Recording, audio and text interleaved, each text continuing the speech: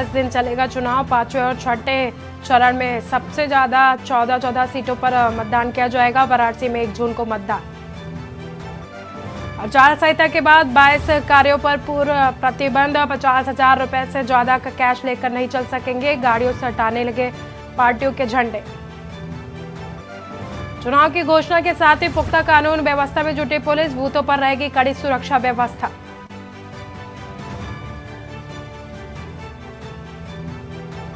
आचार संहिता लगते ही एक्शन में जिला प्रशासन। कई चौराहों से होकर निकला डीएम और एसपी का फ्लैग मार्च। प्रशासन ने चौराहों पर कई दलों के हटवाए पोस्टर और बैनर। स्वामी प्रसाद मौर्य के खिलाफ एफआईआर दर्ज। हिंदू देवी देवताओं पर आपत्तिजनक टिप्पणी, धार्मिक भावनाएं आहत करने का आरोप। 495 साल बाद भव्य महल में होली खेलेंगे रामलला। लेंगे 56 भोग। मंदिर में होंगे सांस्कृतिक कार्यक्रम।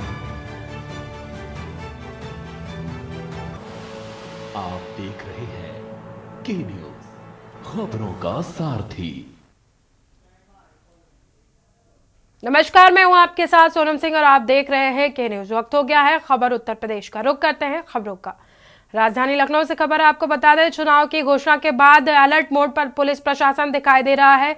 पुख्ता कानून व्यवस्था में जुटी है पुलिस। उत्तर प्रदेश के बूथों पर कड़ी सुरक्षा व्यवस्था रहेगी। आचार संहिता का कड़ाई से पालन किया जाएगा और आचार संहिता का पालन कराने के लिए तैयारियां जोरों पर। सोशल मीडिया पर होगी खास निगरानी। कानून व्यवस्था का उल्लंघन करने वालों पर आएगी शामत। पुलिस मुख्यालय की ओर से जारी किए गए निर्देश।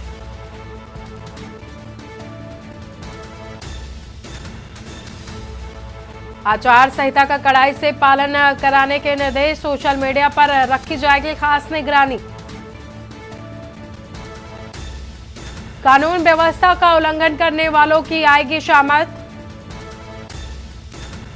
पुलिस मुख्यालय की ओर से जारी किए गए हैं निर्देश।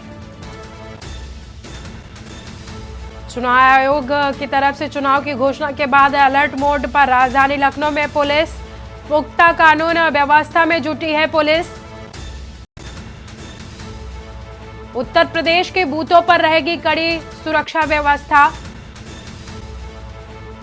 आचार संहिता का कड़ाई से पालन कराने की पूरी तैयारी।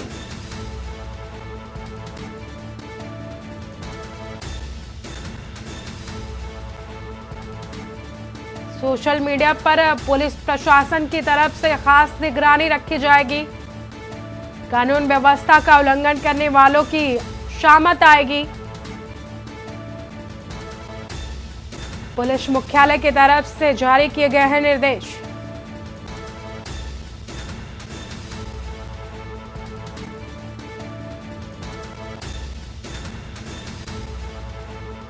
आम चुनाव 2024 की घोषणा होने के बाद आचार संहिता लागू कर दी गई है, जिसके बाद राजधानी लखनऊ में पुलिस प्रशासन अलर्ट मोड पर दिखाई दे रहा है। आचार संहिता का कड़ाई से पालन कराने की पूरी तरह से तैयारी कर ली गई है। तो वहीं पुलिस निदेशालय की तरफ से ये निर्देश जारी किए गए हैं कि कोई भी आपत्तिजनक चीजें इस आचार संहिता के दौरान नहीं की जाएंगी। ज्यादा जानकारी के लिए हमारे साथ जुड़ चुके हैं संदीप मिश्रा इसी खबर पर। संदीप, राजधानी लखनऊ और पूरे देश में आचार संहिता लागू हो चुकी है, क्या कुछ माहौल है अभी? चुनाव की घोषणा होती ही पूरी कानून व्यवस्था को पुख्ता करने की व्यवस्था को निर्देशित किया गया है। मुख्यालय से यह आदेश जारी किया गया है कि उत्तर प्रदेश की सभी बूथों पर कड़ी व्यवस्था बनाई रखी जाए। इसके साथ ही साथ कड़ाई से पालन कराया जाए। किसी प्रकार से किसी की लापरवाही न की जाए। अवैध शराब बिक्री हो या फिर अवैध शस्त्र लाइसेंस कारोबारी हो या लाइसेंस शस्त्रों की दुकानें हो, उनका सत्यापन तत्काल कराया जाए। हर चीज की रिपोर्ट जो है वो थाने पे उपलब्ध होनी चाहिए।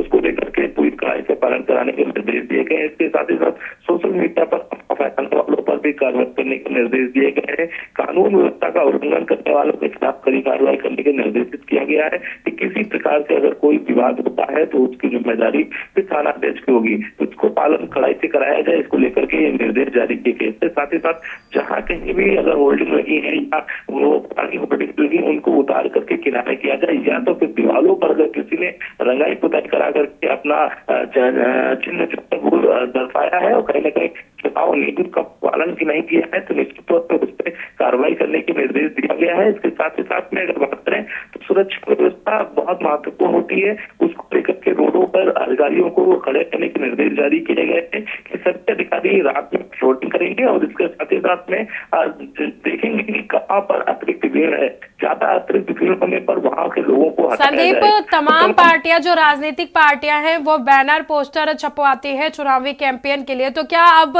सड़कों पर आचार संहिता लागू होने के बाद ये बैनर पोस्टर बिल्कुल नहीं दिखेंगे?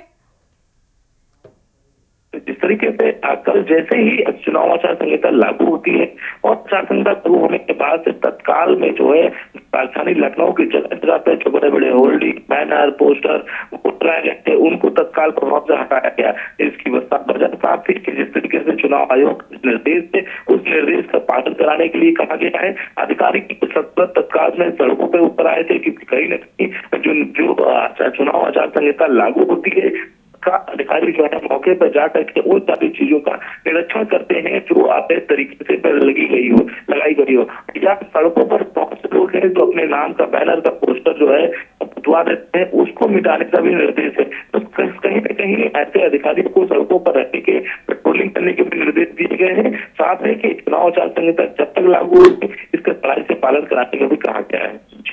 जी, बहुत बहुत शुक्रिया आपका हमारे साथ जुड़ने के लिए, अपनी जानकारी को दर्शकों तक पहुंचाने के लिए। संदीप, चुनाव आचार संहिता लागू होने के बाद राजधानी लखनऊ में जगह जगह पर पार्टियों के जो पोस्टर बैनर लगे हैं उनको हटाया जा रहा है। पुलिस प्रशासन अलर्ट मोड पर दिखाई दे रहा है। सोशल मीडिया पर पुलिस प्रशासन की तरफ से खास नजर रखी जा रही है।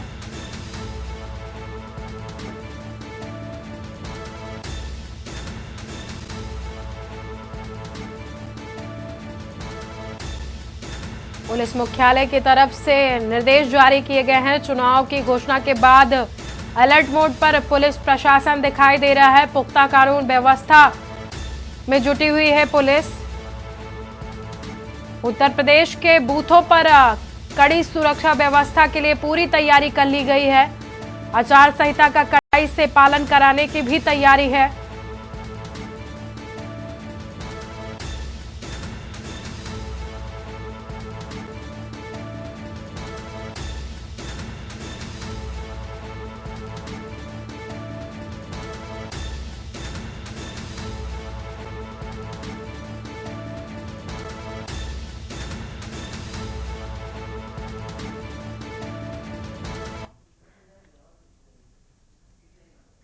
इसी बीच दिल्ली से खबर सामने आ रही है। आपको बता दें कि दिल्ली में आम आदमी पार्टी की प्रेस कॉन्फ्रेंस हो रही है। वित्त मंत्री आतिशी प्रेस कॉन्फ्रेंस कर रही है, आपको सुनाते हैं।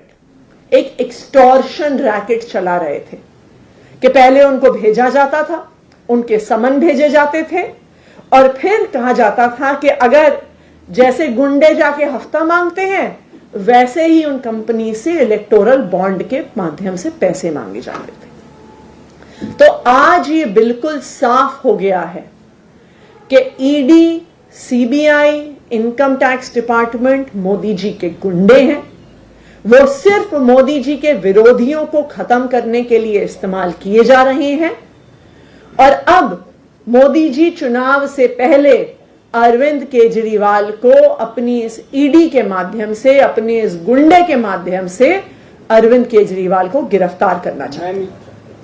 सवाल ये है कि जो अब नया समन बता रहे हैं जलबोर्ड से जुड़े मामले, इसमें एक सवाल ये कि कब भेजा और कब पेश होने के लिए ईडी ने कहा है और ये एग्जैक्टली मामला है क्या, ये बता दीजिएगा। ये मामला जलबोर्ड वाला है क्या, ये तो हम भी जानना चाहते हैं। ये किसी को नहीं पता कि ये मामला क्या है, इसमें किस चीज की जांच हो रही है, क्या कह रहे हैं कि क्या घोटाला हुआ, ये किसी को नहीं पता। लेकिन ये समन सिर्फ इसलिए भेजा गया है क्योंकि शायद अब मोदी जी को डाउट होने लग गया है कि पता नहीं एक्साइज पॉलिसी वाले मैटर पे अरविंद केजरीवाल को गिरफ्तार कर पाएंगे कि नहीं कर पाएंगे, क्योंकि उस पे तो अभी कानूनी बहस शुरू हुई है। तो इसलिए ऐसा लगता है कि गिरफ्तारी करने के लिए कोई बैकअप प्लान की शुरुआत हो रही है कि अगर इस मामले में नहीं गिरफ्तार कर पाए तो उस मामले में गिरफ्तार कर लेंगे, दूसरे मामले में नहीं गिरफ्तार कर पाए तो क्या पता 2-4 दिन में एक तीसरा मामला खुल जाए, तीसरे मामले में नहीं गिरफ्तार कर पाए तो कोई चौथा मामला खोल देंगे। देखिए, अगर ये प्रक्रिया कानूनी होती और ये प्रक्रिया जांच के लिए होती, ये प्रक्रिया सच्चाई तक पहुंचने के लिए होती, तो क्यों मोदी जी की इन्फोर्समेंट डायरेक्टोरेट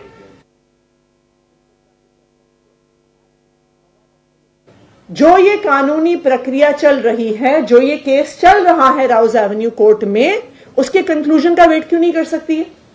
जब कोर्ट इस मामले को एग्जामिन कर रहा है तो क्यों उनको और समन पे समन भेजने की जरूरत है? वो खुद कोर्ट गए, हम कोर्ट नहीं गए, हम उनके समन के खिलाफ कोर्ट नहीं गए, ईडी खुद कोर्ट गई और अब वो खुद उस कानूनी प्रक्रिया के खत्म होने का इंतजार नहीं कर रहे।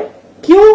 क्योंकि मोदी जी अरविंद केजरीवाल को किसी भी हाल में गिरफ्तार करना चाहते हैं। कब पेश होने के लिए बोला है? ये जो जलबोर्ड वाला मामला है, और इसको डेट बता दो। आई थिंक 21 तारीख, आई थिंक 21-22 के आसपास है, वो मैं आपको डिटेल शेयर कर दूंगी। पर अगले ही हफ्ते पेश होने के लिए दोनों मामलों में भेजा है और दोनों के समन्स कल शाम को आए हैं।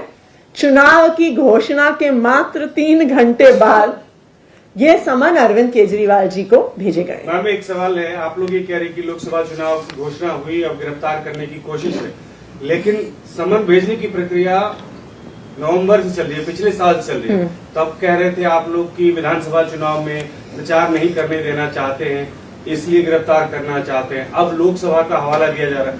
इस देश में चुनाव तो हर महीने होंगे, जांच प्रक्रिया नहीं होनी चाहिए, जांच की प्रक्रिया। मेरा एक छोटा सा सवाल,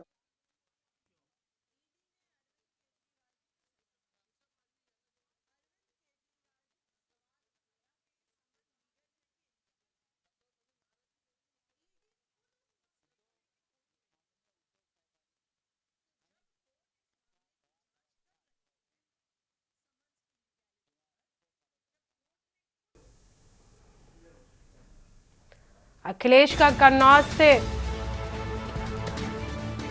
पहले भी कन्नौज सीट पर रहा है सपा का कब्जा। लोकसभा कन्नौज से चुनाव लड़ने की चर्चा। अखिलेश का कन्नौज से आना लगभग तय, सूत्रों के हवाले से खबर। पहले भी कन्नौज सीट पर रहा है सपा का कब्जा। कन्नौज से खबर आपको बता रहे हैं।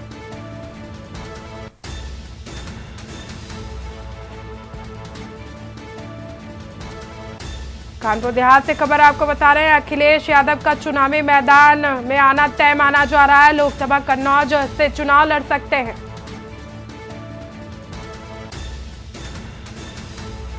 अखिलेश का कन्नौज से आना लगभग तय माना जा रहा है लोकसभा चुनाव के लिए। पहले भी कन्नौज सीट पर कब्जा रहा है सपा का।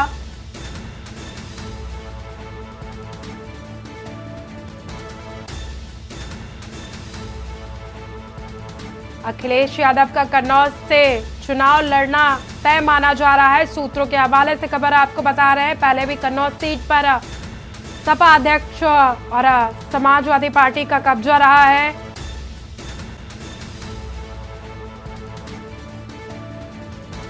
अखिलेश यादव का चुनावी मैदान में आना लगभग तय माना जा रहा है। लोकसभा चुनाव के लिए कन्नौज से चुनाव लड़ सकते हैं, इसकी चर्चा जोरों पर है।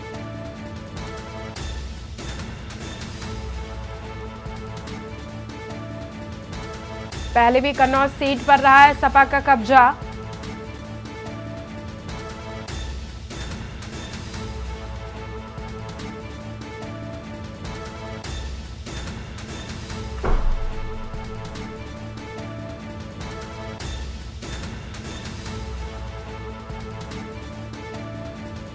इसी खबर पर ज्यादा जानकारी के लिए हमारे साथ जुड़ चुके हैं अमित पांडे। अमित, अखिलेश यादव को लेकर कयास लगाए जा रहे हैं कि वो कन्नौज से लोकसभा का चुनाव लड़ सकते हैं, क्या कुछ पूरी जानकारी है?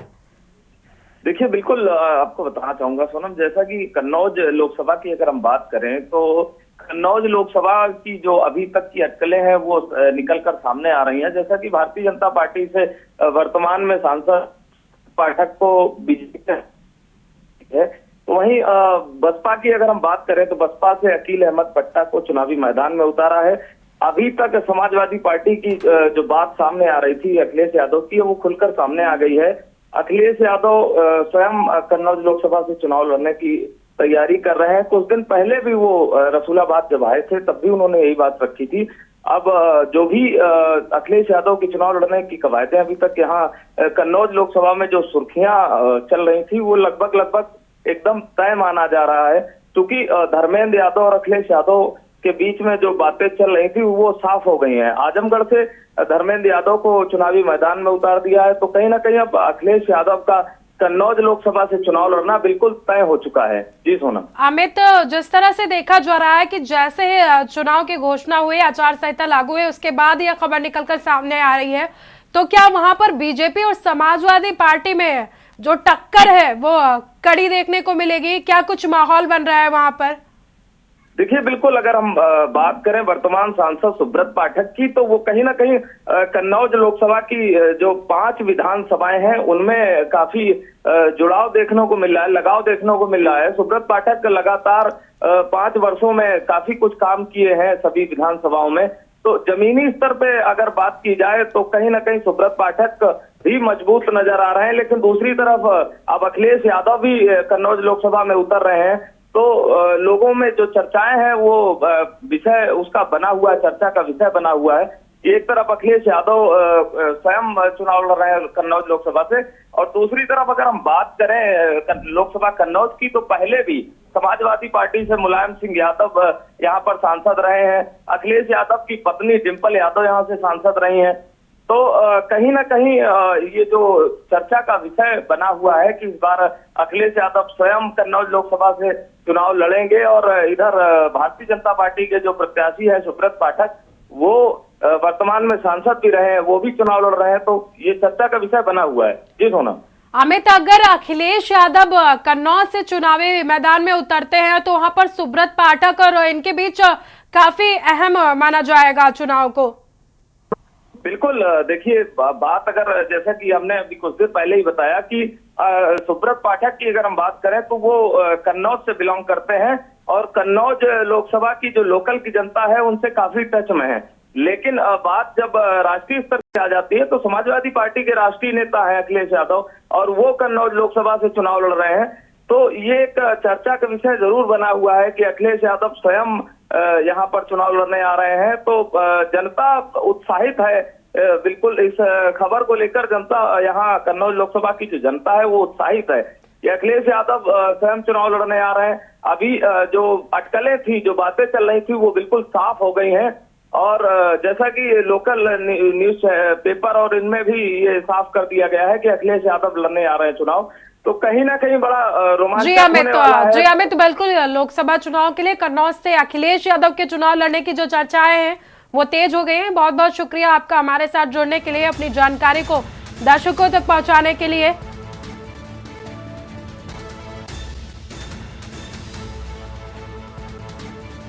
कन्नौज लोकसभा सीट से अखिलेश यादव चुनावी मैदान में आ सकते हैं, तय माना जा रहा है। सूत्रों के हवाले से खबर आपको बता रहे हैं।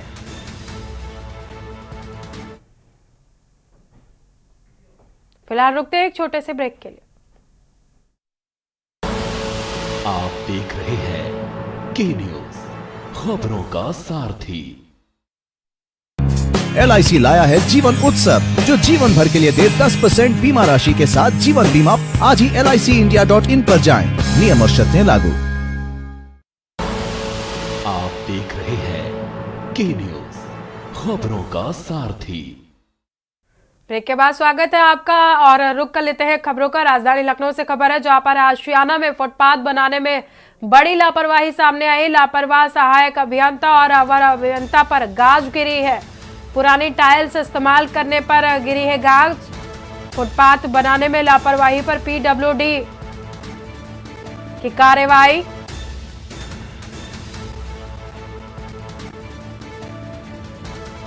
अफसरों से लेकर लोक निर्माण मंत्री तक की शिकायत। लोक निर्माण मंत्री तक थी शिकायत। इस मामले के स्थानीय विधायक योगेश शुक्ला ने भी थी शिकायत। पिछले दिनों लोक निर्माण विभाग ने करवाया था फुटपाथ का निर्माण।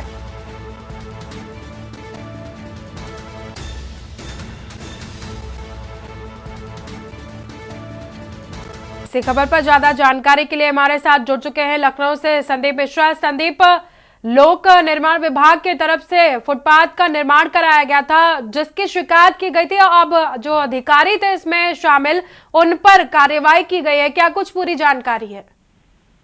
देखिए, आपको बता दें कि लखनऊ के थाना आशियाना के अंतर्गत जो है एक रोड बनवाई जा रही थी। उस रोड बनवाने को लेकर के जिस तरीके से उस पे बात सामने आया, इस लेकर के स्थानीय लोगों ने इनकी शिकायत की और शिकायत करने के बाद से जब ये शिकायत पहुंचती है मंत्री तक, तो मंत्री इसका पूरा संज्ञान लेते हैं। उसके बाद से अवर अभियंता और सहायक अभियंताओं को तुरंत हटा दिया जाता है। यानी कि कहीं ना कहीं इनकी जो लापरवाही है वो पुरानी टाइल्स लगाने को इस्तेमाल करने को लेकर की है और इसमें काम में तरीके से लापरवाही, जिसके बाद चाहे लखनऊ की महापौर हो, उन्होंने पत्र लिखा है। इसके साथ स्थानीय विधायक योगेश शुक्ला ने एपीडब्ल्यूडी मंत्री को पत्र लिखा है, उसने शिकायत की थी और उस शिकायत के बाद से इस पे कार्रवाई की गई है। जूनियर इंजीनियर की बात करते हैं तो अमित गुप्ता है, उनको हटाया गया है और सहायक अभियंता की बात करें तो एसके सिंह है जो इस काम में लापरवाही करते हुए पाए गए हैं।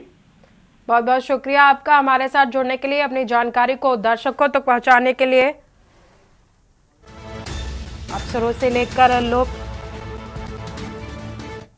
राजधानी लखनऊ से खबर आपको बता रहे हैं जहां पर यात्रियों के लिए रेलवे की तरफ से तोहफा दिया जा रहा है। चारबाग रेलवे स्टेशन पर बढ़ेगी प्लेटफॉर्म की संख्या।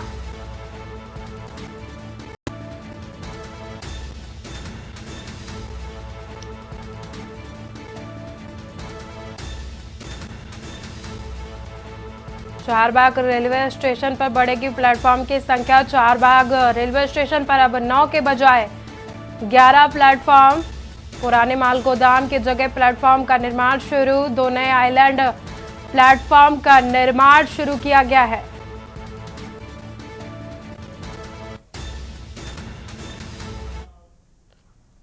लोकसभा चुनाव को लेकर आचार संहिता लागू कर दी गई है और हटाए जाने लगे हैं होर्डिंग और पोस्टर्स। आचार संहिता का पालन करने के निर्देश जारी किए गए हैं। रोड शो या रैली में स्कूली बच्चों को शामिल करना प्रतिबंधित किया गया है। नामांकन के लिए 100 मीटर तक के दायरे में सिर्फ 3 वाहन वैध माने जाएंगे। नई परियोजनाओं, कार्यक्रमों और शिलान्यास के जो कार्यक्रम है उनको प्रतिबंधित किया गया है।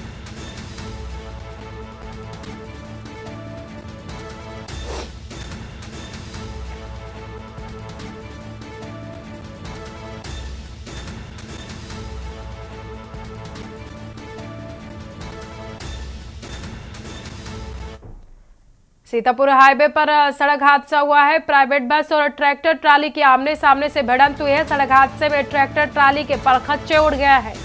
ट्रैक्टर ट्राली का चालक भी गंभीर रूप से घायल हुआ है। इलाज के लिए अस्पताल में भर्ती कराया गया है।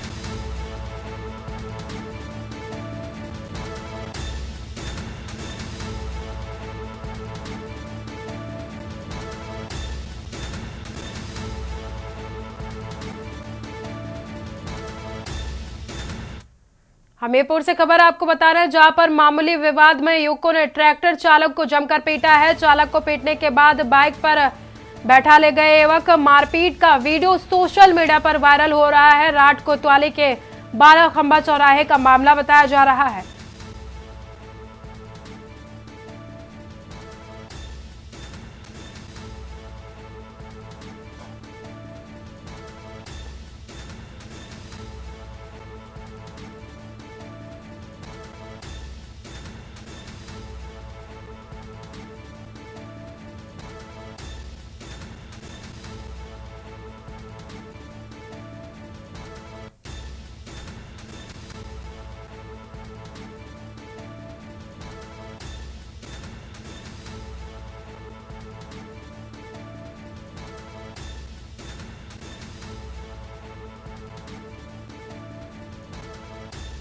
चालक को पीटने के बाद बाइक पर बैठा लेकर गए हैं युवक।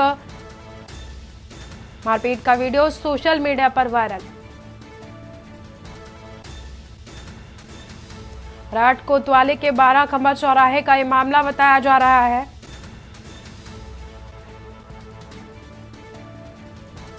ज्यादा जानकारी के लिए हमारे साथ जुड़ चुके हैं सिद्धार्थ द्विवेदी फोन लाइन पर। सिद्धार्थ, ट्रैक्टर चालक को जमकर पीटा गया है और युवक जो दबंग युवक थे उसको साथ में लेकर भी चले गए हैं। क्या कुछ पूरा मामला है? पुलिस प्रशासन इस कार्रवाई की तरफ क्या कुछ कदम उठा रही है? जी बिल्कुल, मैं आपको बता दूं कि जो राठ कोतवाली क्षेत्र है वहां दबंगों का कहर बढ़ता जा रहा है, जिस पर एक मामूली विवाद के चलते युवकों ने ट्रैक्टर ड्राइवर के साथ में मारपीट करी। मौके पर जो स्थानीय लोग मौजूद थे उन्होंने ड्राइवर को बचाने की कोशिश करी, लेकिन जो दबंग युवक थे वो अंततः जो ट्रैक्टर ड्राइवर था उसको पीटने के बाद अपनी बाइक पे बैठाते हैं और अपने साथ ले जाते हैं। ये वीडियो जो सोशल मीडिया में लगातार वायरल हो रहा है, इससे स्थानीय पुलिस की कार्यशैली पर सवालिया निशान उठ रहे हैं। जी बहुत बहुत शुक्रिया आपका हमारे साथ जुड़ने के लिए, अपनी जानकारी को दर्शकों तक पहुंचाने के लिए सिद्धार्थ। फिलहाल इस बुलेटिन में इतना ही। देखते रहिए के न्यूज।